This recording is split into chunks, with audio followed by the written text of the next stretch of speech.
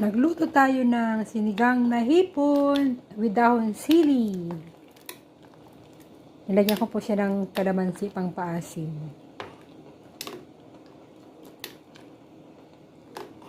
Kailangan paminsan-minsan magsasabaw tayo.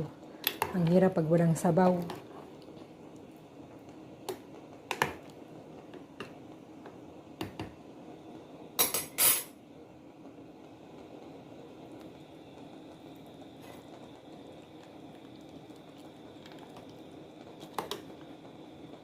Ayan po yung hipon niya. Tomato from the garden.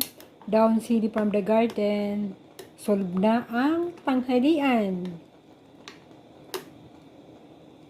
Bakit tipid? Di ka nabibili ng dahon sili at tomato sa labas, di ba?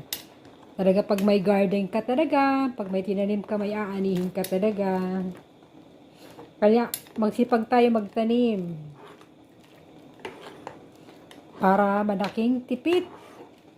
Diba mga lods? Ang sarap kaya pag mayroon kang tanim, mayroon kang aanihin. Hindi ka nabibili sa labas.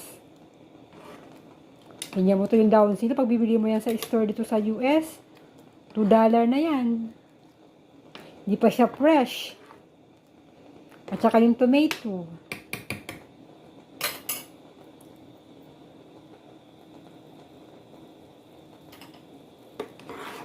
Masarap po yan, hipon.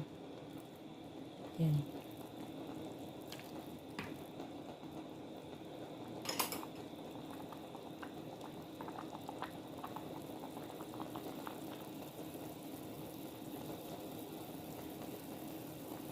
Para-paraan lang, magluto, para makakain ng masarap. Diba mga lods? Pag tamad ka magluto, ay hindi ka makakakain.